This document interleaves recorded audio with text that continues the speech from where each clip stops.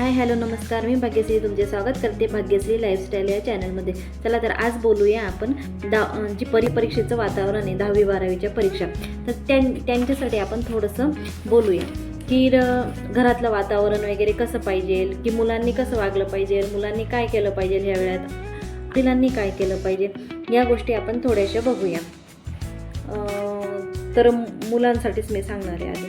तर सगळ्यात आधी मुलांनी तर टार्गेट ठरवलेलंच असेल, बरोबर आहे. टार्गेट ठरवलेलं असेल, ते टार्गेट त्यांचं 90चं असेल, 93चं असेल, की 95चं असेल, की प्लस असू शकतं, की 99चं.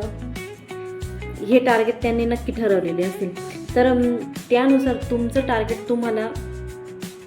टार्गेट कितीचं आहे हे तुम्ही एक स्पेसिफिक आकडा ठरवा, की असं नाही की 90-92 चालून जातील, असं एक स्पेसिफिक आकडा ठरवा आणि त्यानुसारच तुमचे गोल ठरवा. म्हणजे तुम्हाला तुमचा अभ्यास करणार आहे, त्यानुसार तुम्ही तुमचे प्रयत्न करणार आहेत. तर ते प्रयत्न करण्यासाठी मग तुम्हाला आता थोडे दिवस राहिले तुमच्याकडे, बरोबर आहे. तर सगळ्यात आधी तुम्हाला काय करावं लागेल, तुमच्याकडे जो हा मोबाईल नावाचा हे आहे ना, मोबाईल नावाचा जो प्राणी म्हटलं तरी चालेल, कारण की त्या प्राण्याशिवाय तर तुम्हाला आता अजिबात चैन पडत नाही, तुम्हालाच काय पालकांना सुद्धा चैन पडत नाही. तर हा जो प्राणी आहे, तर हा प्राणी तुम्हाला सगळ्यात आधी थोडासा तुमच्यापासून लांब करायचा आहे. त्याला लांब कसं करायचं, तर बघा, थोडंसं तुम्ही त्याच्यापासून दूर राहा. जेव्हा तुम्ही अभ्यासाला बसणार, जेव्हा तुम्ही रिव्हिजन वगैरे करणार, त्यावेळेस तुम्ही मोबाईल अजिबात तुमच्याजवळ घेऊ नका. तुम्ही तुमचा मोबाईल असेल स्वतःचा किंवा आईचा असेल, पप्पांचा असेल, तुम्ही डायरेक्टली बाजूला ठेवा. तुमच्याजवळ 1 तास 1.5 तास तुम्ही जो अभ्यास करणार आहे तोपर्यंत तुम्ही मोबाईल तुमच्याजवळ ठेवू नका.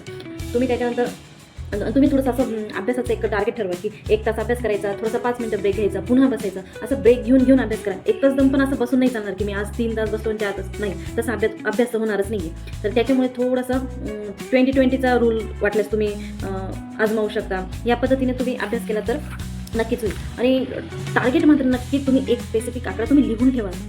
आणि आता तुम्ही लिहिलेला पण असेल तर तुम्ही तो लिहून ठेवला ना, तर तुम्हाला खूप मोठा फायदा आहे. तो कंटिन्यू बघत राहा आणि बोलत राहा. तुम्ही डायरेक्ट असं बोला की ते घडून गेलेले आहे, या पद्धतीने बोलायचं आहे आपल्याला.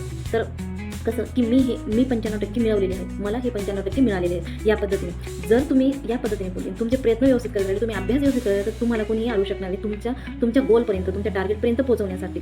तर बघा, जर तुम्ही तुमचा दी बेस्ट दिला, तर युनिव्हर्स सुद्धा तुम्हाला दी बेस्ट देतो. म्हणून या युनिव्हर्सकडे बोलत राहा, मागत राहा. जे आपण मनात बोलतो ते युनिव्हर्स नक्की ऐकतं.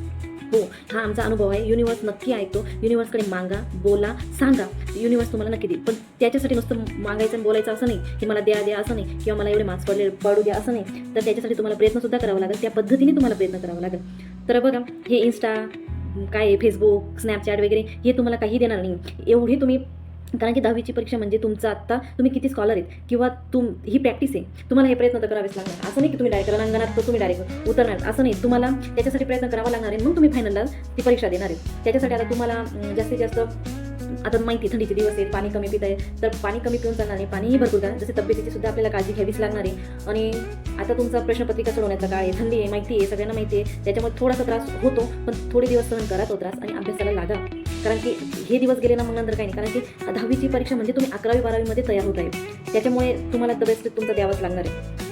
तर बघा आता काय वाटतं. आणि आता पालकांसाठी सुद्धा मी सांगते, पालकांसाठी पण हेच की तुम्ही सुद्धा मोबाईल थोडासा, मुलं जर अभ्यास करत असतील, तर आपण काही वेळेस काय असतं, मुलं अभ्यास करतात तरी मोबाईल चालू राहतो, किंवा पालक वडील मोबाईल बघता, आई एका साईडला मोबाईल बघते, त्यांचे मोठे बहीण भावंड असतील ते एका साईडला मोबाईल, मग ते डिस्टर्ब, म्हणजे घरात डिस्टर्ब. माझं तर मुलांना एक सांगणं आहे, एक कोपरा धरून बसा तुम्ही आणि एक कोपरा धरा आणि दरवाजा लावून अभ्यास करा. काही होत नाही. त्याचा आवाज कोणाचा येत असेल तर कानात कापसाचे बोळे घाला, पण प्लीज तुम्ही अभ्यासाला तर लागा. तर बघा, आता पालक म्हणून सुद्धा आपली ती जबाबदारी आहे की मोबाईलपासून तो, म्हणजे ॲटलिस्ट मुलांना त्रास होईल असं करू नका. आई लोकांचं सुद्धा आहे. आता बघा, घरामध्ये वडील तर जाता बाहेर निघून त्यांच्या कामानिमित्त, त्यांच्या ऑफिस निमित्त, ते तर 6-7 तास बाहेरच राहतात. मग घरात जास्त आईचा मुलांचाच जास्त जवळीक असते. तर मग आईने सुद्धा समजलं पाहिजे की आई नाही तर मग काय करेल, काम आवरले की मोबाईल घेऊन बसायचा, इन्स्टाचा आहे. तर आपण एक 5-10 मिनिटासाठी घेतो, तर तो 1-1.5 तास आपला कुठं निघून जातो हे आपल्यालाही कळते. त्याच्यामुळे तुम्ही सुद्धा मोबाईल थोडा साईडला ठेवा. इन्स्टा वगैरे हे थोडे दिवस तुम्ही बंद करू शकता तुमच्या मुलांसाठी. आणि घरात बेकरी फूड्स म्हणजे ते जंक फूड ह्या गोष्टी आणणे बंद करा. हॉटेलिंग बंद करा, जेणेकरून जे मुलांना त्रास होणार नाही. आता ह्या एवढ्या 1-1.5 महिन्यात मुलांची तब्येतीची खूप काळजी घ्यावी लागणार आहे. म्हणजे त्यांना विनाकारण असं त्रास नको व्हायला, की होतं काही वेळेस की बाबा परीक्षेच्या वेळेस मग तब्येतच बिघडली. पण मग हे आतापासून जर आपण थोडासा हिरव्या भाजीपाला, आता भरपूर थंडीमध्ये हिवाळ्यात ताजे भाजीपाला छान मस्त ताजा भाजीपाला भेटतो स्वच्छ, तर तो आणा. हिरवा पालेभाज्या खाऊ घाला. आणि घरचं सात्विक अन्न मुलांना खाऊ घाला. तर ह्या गोष्टी आपल्याला करायच्या आहेत. आणि आता सध्या घरातलं वातावरण आहे, मुलांना असं की असं नाही की नुसतं ब्ला ब्ला ब्ला याने हे केलं, त्याच्या मुलाने हे केलं, त्याच्या मुलाने एवढे टक्के पाडले, तर तुला सुद्धा एवढे, हे उपयोग नाही. तर आपला मुलगा काय करणार हे आपल्याला माहिती आहे. त्याने किती वर्षभर अभ्यास केलेला हे आपल्याला माहिती आहे. म्हणून नुसतं ब्ला ब्ला करून उपयोग नाही आहे. त्याच्यामुळे कोणतीही घरात निगेटिव्हिटी आणू नका.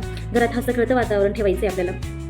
किंवा मग काही घरात नवऱ्याचंच भांडण, बायकोचंच भांडण, कोणाचंही भांडणं, जॉईंट फॅमिली असेल ते भांडणं, प्लीज या गोष्टीसुद्धा आपल्याला टाळायच्या आहेत. तर म्हणजे याने काय होतं, निगेटिव्ह इम्पॅक्ट होऊन आपल्या घरात होतो. त्याच्यामुळे विनाकारण टेन्शन देऊन काही उपयोग नाही. कारण की मुलं ह्या फेसमध्ये ना ऑलरेडी ते टेन्शनमध्ये असतात, तणावात असतात. त्याच्यामुळे मग जास्त हे करून उपयोग नाही. फक्त आपण त्यांना विचारलं पाहिजे पालक म्हणून, की तुला कुठं काही अडतं आहे का, तर तुला काही विषय समजत नाही आहे का, तर थोडं आपल्यालाही मुलांना समजून घ्यायचं आहे. तर आपल्याला बघा आता जेवण बाहेरचं खाऊ द्यायचं नाही. इकडचे लग्न आहेत, आता याचं लग्न त्याचं लग्न हे बंद करावं लागेल. काही होत नाही मुलं लग्नाला गेले तरी त्यांचं लग्न होणारच आहे. ज्यांचं आहे त्यांचं लग्न होणारच आहे. गेले तरी होणार आहे, नाही गेले तरी होणार आहे. त्याच्यामुळे मुलांना जबरदस्ती करू नका. त्यांचा आता अभ्यासच कितीही जवळचं लग्न असू द्या, पण शेवटी अभ्यासावर फोकस करणं महत्त्वाचं आहे. आणि बस पाणी भरपूर प्यायचं आहे मुलांनी. त्यांना पाणी जेवण हे व्यवस्थित दिलं पाहिजे. थंडीच्या दिवसात काय होऊन जातं, पाणी पित नाही मुलं जास्त, कारण की तहान लागत नाही त्याच्यामुळे. तर बघा, आणि मुलांसाठी परत एक सांगणं आहे की म्हणजे सकाळी लवकर उठत असेल तर रात्री लवकर झोपायचं आहे. ॲटलिस्ट 9:30-10 झोपून गेलं पाहिजे. पण रात्री झोपताना मोठा श्वास घेऊन तुम्ही तुमच्या आईवडिलांना थँक्यू म्हणा, युनिवर्सला थँक्यू म्हणा. थँकफुल राहत जा की थँक्यू देवा, मला आज छान झोप लागली, छान जेवण भेटलं, छान सगळं काही छान, आज मला छान हे. तर ह्या गोष्टीसाठी तुम्ही थँकफुल राहत जा. म्हणजे जर तुम्ही स्वतःला छान पॉझिटिव्ह अफर्मेशन देत जर गेलात ना, तर मग परीक्षा आपोआपच छान होणार आहे. तर आणि आपोआप परीक्षा छान गेलेली म्हणजे असं इमॅजिन करा. म्हणजे असं छान म्हणजे किती वर्तमानमध्ये बोलत जा असं. तर बस एवढं सांगायचं होतं. बघा, जर माझा हा व्हिडिओ नक्की आवडला असेल तर लाईक करा आणि चॅनलला नवीन असाल तर नक्की सबस्क्राईब करा. चला तर ठीक आहे, अशाच भेटूया एका नवीन व्हिडिओमध्ये. तोपर्यंत तुमची काळजी घ्या. बाय.